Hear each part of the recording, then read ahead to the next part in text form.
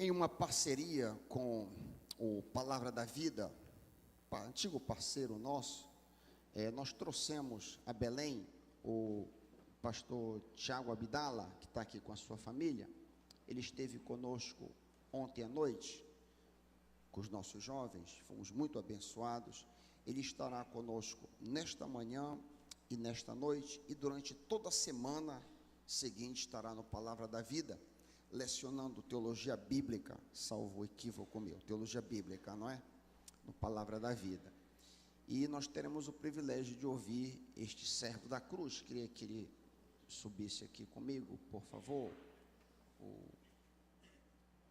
pastor, professor Tiago Abdala é bacharel em teologia pelo Seminário Bíblico Palavra da Vida em Atibaia, também bacharel pela Faculdade Teológica Latino-Americana, mestre em teologia pelo Seminário Teológico Servo de Cristo, mestre outra vez em teologia e exposição bíblica do Antigo Testamento pelo Seminário Palavra da Vida.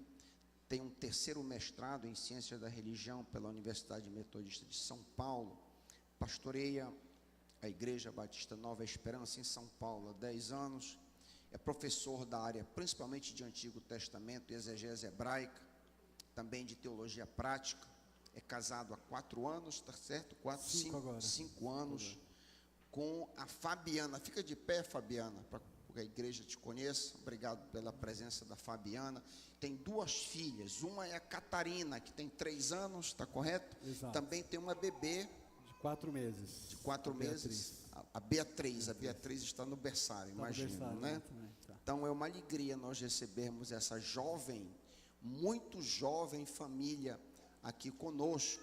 Eu não sei se isso é de muito bom siso, mas como homem não tem muito problema com idade, o pastor tem apenas 32 anos, 34 anos, é bem jovem para ter essa gama de títulos e uma carreira tão expressiva já, uma carreira tremenda no meio eclesiástico e acadêmico. Ele vai ministrar. Eu queria orar pelo querido nesta noite, nesta manhã. Pai querido, que as palavras da boca do teu filho e o meditar do seu coração sejam agradáveis a ti somente, e fale a nós no nome de Jesus, amém. Fica à vontade, querido.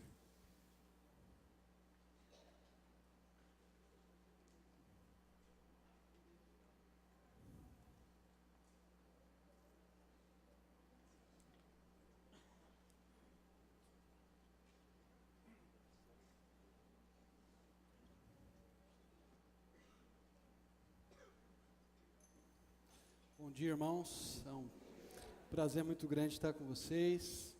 Voltar a Belém, estive aqui no ano passado e tem sido uma alegria também estar agora com a família, com a Fabi, minha esposa, e as nossas 2 filhas. Catarina, a minha mais velha, está animada, já 7h40 da manhã já estava pronta para vir para o cultinho, e tem sido um tempo muito, muito gostoso de comunhão e de conhecê-los melhor.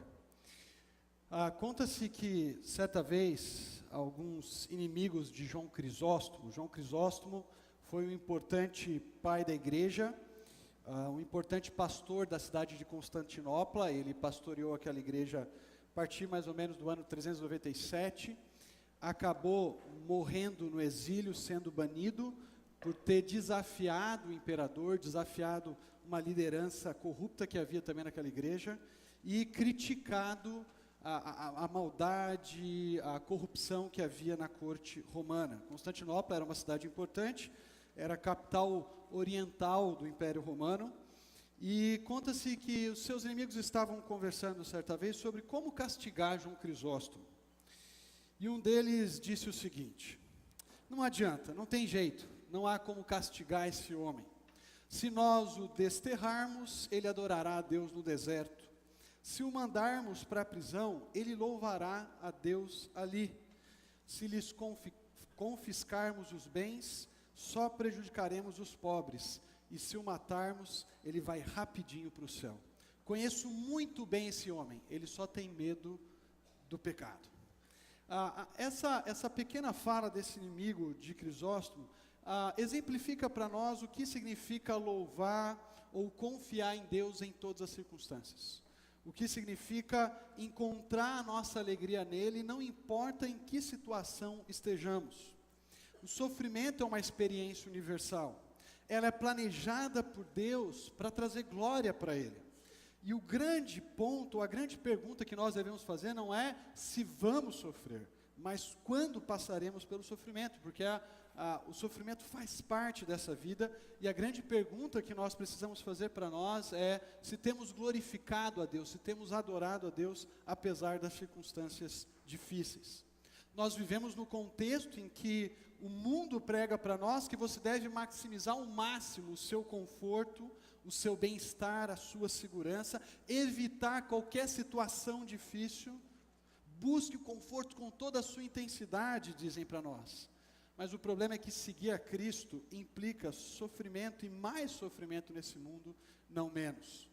John Newton, um importante pastor inglês do século XVIII, pastor do William Wilberforce, um importante político inglês também, disse que como é que nós podemos desejar andar num caminho coberto de flores, quando o caminho de Cristo, o caminho do nosso Salvador, foi coberto de espinhos? Os sofrimentos, então, são um processo pelo qual nós nos assemelhamos mais a Jesus, que Deus transforma a nossa vida. E nós precisamos, então, aprender cada vez mais como responder a essas situações difíceis de uma maneira que agrada a Deus.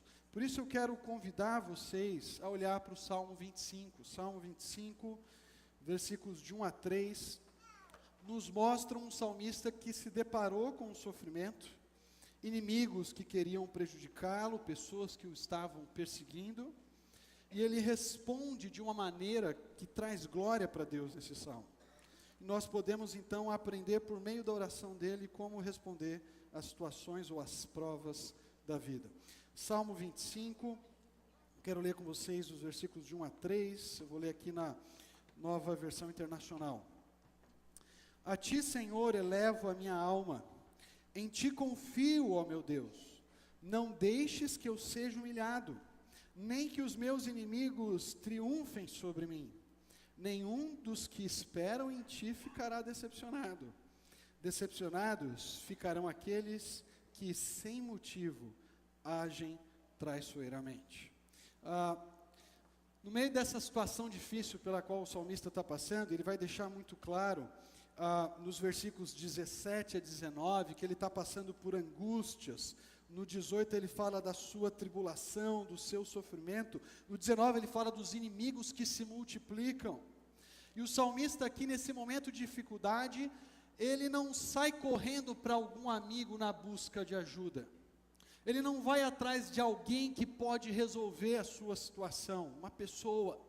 Mas ele se dirige, antes de tudo, a Deus. Ele busca ao Senhor nesse momento de dificuldade. E expressa já no versículo 1 e na primeira parte do versículo 2, confiança em Deus. Nessa primeira parte do texto que nós lemos, então, nós encontramos os versículos 1 e 2, a confissão de confiança em Deus e o clamor pela libertação. No versículo 1, ele usa uma imagem.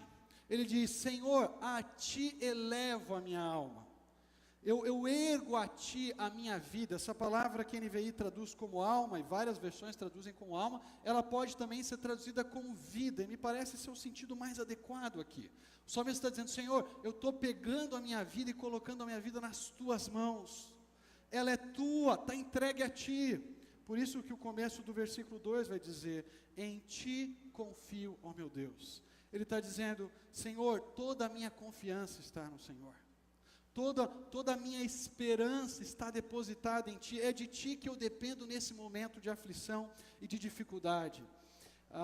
Chama a nossa atenção o fato de que esse par de frases aqui, elevar a alma e confiar em ti, ele é usado, esse par, lá no Salmo 143, versículo 8, quando o salmista diz: faze-me ouvir pela manhã da tua graça, pois em ti confio. Mostra-me o caminho que devo andar, pois a ti elevo a minha vida, ou elevo a minha alma. Então o salmista, nesse momento de aflição, de angústia, ele expressa a Deus a sua confiança total nele. Ele reconhece a sua dependência daquele que o criou. E ao exercer confiança e dependência de Deus, o salmista, ele consegue enfrentar as dificuldades, consegue enfrentar a oposição da maneira correta, da perspectiva correta. O livro de Salmos está repleto de exemplos em que a confiança em Deus implica não temer aos homens. O Salmo 56:4 vai nos dizer o seguinte: em Deus, em cuja palavra eu exalto, neste Deus ponho a minha confiança, nada temerei. O que me pode fazer um mortal? Quando nós colocamos a nossa confiança em Deus, quando nós expressamos toda a nossa dependência dEle, isso nos ajuda a vencer o temor dos homens. Quando nós olhamos para a grandeza do Deus em quem nós confiamos, nós olhamos para um mero mortal e dizemos: olha, esse ser humano não me pode fazer nada que esteja fora do controle da soberania de Deus, e é por isso que o salmista recorre e busca ajuda do Senhor. Ele pede a Deus ainda no versículo 2, não deixes que eu seja humilhado, nem que os meus inimigos zombem de mim, ou triunfem sobre mim. Ora, se a minha confiança está em Deus, se aquele que confia no Senhor está seguro, porque ele não teme aos homens e por isso não cai em armadilhas, ele pode clamar ao Senhor para que não permita que ele passe por uma vergonha pública diante dos seus inimigos. Aparentemente, pessoas aqui estavam buscando ver a pior situação para essa pessoa que está orando aqui no Salmo 25. Queriam prejudicá-lo, queriam vê-lo humilhado publicamente. Ele diz: não permita que os meus inimigos riam de mim, que eles zombem de mim, Senhor. Venham ao meu socorro, venham ao meu encontro. Porque no livro de Salmos, quem é envergonhado de fato são aqueles que desprezam o Senhor. No Salmo 97:7, o salmista vai dizer: sejam envergonhados todos aqueles que servem as imagens de esculturas. No Salmo 119, versículo 78, são aqueles que são soberbos de coração. Esses é que são envergonhados diante de Deus, diante dos homens. Essa primeira parte do Salmo chama a mim e a você, então, a colocarmos a nossa completa confiança no Senhor. Quando as nuvens da nossa vida se tornarem tenebrosas, quando pessoas se juntarem para nos perseguir, para nos fazer mal, quando o sofrimento vier de uma maneira inesperada, Deus está falando comigo e com você aqui: confie em mim, entrega a sua vida a mim, creia que eu sou capaz de cuidar de você, de te proteger, de te cercar com o meu amor. Em vez de buscar ajuda humana, antes de tudo, em vez de buscar talvez dar um jeito com a sua própria força, ou com a sua própria capacidade, coloque a sua vida antes de tudo, diante de mim. Não apenas diga que eu sou um Deus bondoso, não apenas diga que eu sou soberano, mas exercite essa confiança na minha soberania, na minha bondade, na minha sabedoria, quando você passar por momentos difíceis. Conta-se que certa vez, Jean-François Blondin, um importante equilibrista, que havia atravessado um percurso de 340 metros lá nas cataratas do Niágara. Em 1859 foi a primeira vez que ele fez essa travessia. No ano seguinte ele fez diversas vezes essa travessia.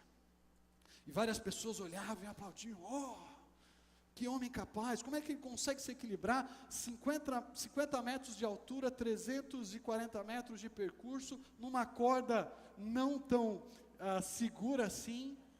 E ele então perguntou para as pessoas: vocês acreditam que eu sou capaz de colocar um homem nas minhas costas e fazer essa travessia aqui? E as pessoas falaram: é claro que nós acreditamos, atravessou várias vezes esse percurso.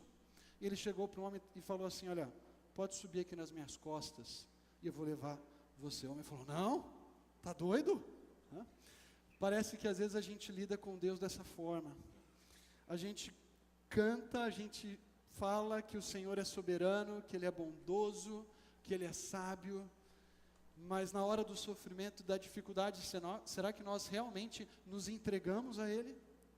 Esse homem da história, do Jean-François Blondin, dizia que Blondin era capaz de levar alguém nas suas costas. Mas ele não confiava em Blondin o suficiente para entregar a sua vida. Será que nós confiamos em Deus o suficiente, assim como o salmista aqui do Salmo 25, para entregar nossa vida a Deus diante das dificuldades que enfrentamos? Nos seus momentos de tribulação e angústia, a quem você recorre? Aos seus planos? Aos seus pais ou amigos? Talvez ao seu cônjuge? A alguém que possa nos ajudar? Talvez ao seu político de estimação? Talvez você busque ajuda de um colega que você sabe que pode lidar muito bem com aquela situação. E nós acabamos colocando a nossa confiança em pessoas, em planos, em circunstâncias específicas que podem nos tirar daquele momento de sofrimento, em lugar de recorrermos, antes de tudo, ao nosso Deus e Salvador, o único que é capaz de nos auxiliar de fato, o único que é capaz de usar as pessoas sim para o nosso bem. Mas antes de tudo, eu e você devemos depender dele e colocar nossa confiança no Senhor. Perceba que esse salmista, em vez de ser tomado pelo medo dos inimigos, ele é tomado pela confiança em Deus, porque a confiança em Deus espanta o medo dos inimigos. Será que você tem temido demais as pessoas? Será que existe alguém cujo poder e autoridade geram em você um medo paralisante? Um temor que é maior do que o seu temor e a sua confiança em Deus?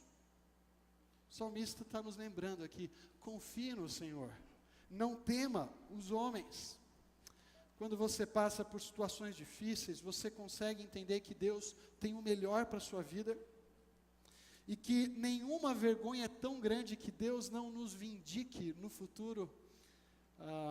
Pastor Raik nos lembrou aqui que mesmo que as pessoas tirem a nossa vida, nós seremos vitoriosos no final.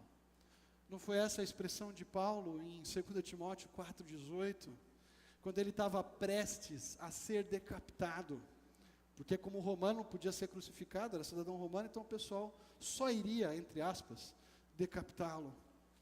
E Paulo diz que o Senhor era capaz de protegê-lo de toda obra maligna e de levá-lo em segurança para o seu reino celestial. Quando nós temos Deus ao nosso lado, embora a vindicação da nossa vergonha ou do nosso sofrimento não ocorra aqui, nós sabemos que lá na frente, Deus vai deixar bem claro quem são os seus filhos. Lá na frente Deus vai deixar muito claro que valeu a pena colocar a nossa confiança nele e depender totalmente do Senhor. Mas o salmista não para aí nos versículos 1 e 2. No versículo 3 ele fala da certeza que nos consola. Olha o versículo 3. Nenhum dos que esperam em ti ficará decepcionado. Decepcionados ficarão aqueles que sem motivo agem traiçoeiramente. Se no versículo 2 ele faz um pedido a Deus, não deixes que eu seja humilhado, ele vai usar esse mesmo verbo aqui para ser humilhado ou para ser envergonhado no hebraico, e ele vai repetir esse verbo no versículo 3, a NVI traduz como decepcionado. Ele está dizendo, olha, certamente aqueles que confiam no Senhor não serão envergonhados, não serão humilhados no final. Aqui há a perspectiva da espera, do aguardar. Passar por situações difíceis treina a nossa paciência, treina a nossa esperança em quem nós temos aguardado, em quem nós temos esperado. Lá em casa nós estamos treinando a paciência da nossa filha. A Fabi é testemunha de que a gente tem trabalhado com a Catarina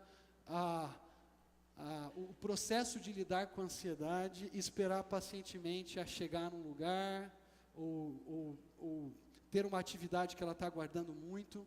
Foi muito interessante ontem, enquanto a gente saía do aeroporto para o hotel, ela perguntou umas 3, 4 vezes, estamos chegando, papai? Depois a gente saiu do hotel, fomos almoçar lá com o Elden, e ela perguntou mais umas 2 vezes, pelo menos, estamos chegando, papai? Eu falei, querida, Você vai agora parar de perguntar se nós estamos chegando, né? E quando a gente chegar, você vai passear. E Deus parece que trabalha esse processo conosco também. Nós também temos que lidar com a paciência. Nós também temos que lidar com a nossa esperança em Deus, manter o foco no local correto e saber que no final, no momento em que Deus quiser, Ele vai eliminar aquele sofrimento, nem que seja na eternidade, e vai nos colocar debaixo dos seus braços de amor e de cuidado. O salmista, no Salmo 130, versículo 5, diz: espero no Senhor, a minha alma o espera, eu ponho a minha esperança na sua palavra. Em Lamentações, Jeremias, quando vê Jerusalém destruída, arrasada, naquele ano de 586 a.C., ele olha para a sua cidade, a cidade que ele tanto amava, do povo querido para ele, uma cidade arrasada, e ele diz em Lamentações 3:25, bom é o Senhor para os que esperam nele, para a alma que o busca, bom é aguardar na sua salvação. Não coloque a sua esperança em homens, não coloque a sua esperança numa circunstância que muda, coloque a sua esperança em Deus, porque às vezes situações difíceis podem durar por um bom tempo, mas se nós mantemos a nossa esperança em Deus, nós conseguimos enfrentá-las da maneira que Deus espera. Quem é que é humilhado nesse texto no final? No versículo 3, o salmista diz na segunda parte: humilhados ou envergonhados ficarão aqueles que sem motivos agem traiçoeiramente. Esse verbo aqui é usado muitas vezes no Antigo Testamento para retratar pessoas falsas, que são o oposto dos justos. Pessoas que às vezes elogiam pela frente, mas estão maquinando a maldade e a destruição dos outros por trás. O salmista diz: essas pessoas serão envergonhadas no final. Elas podem aparentemente estar desfrutando de prosperidade agora. As coisas parecem caminhar bem, tudo vai andando no seu jeitinho adequado para elas, mas um dia elas terão que se deparar com o Senhor. E elas serão humilhadas diante desse Deus soberano que não admite coração soberbo, que não admite coração rebelde, que o despreza. Por isso, em vez de cultivarmos um coração arrogante, um coração traiçoeiro, o salmista está nos chamando aqui a esperança em Deus.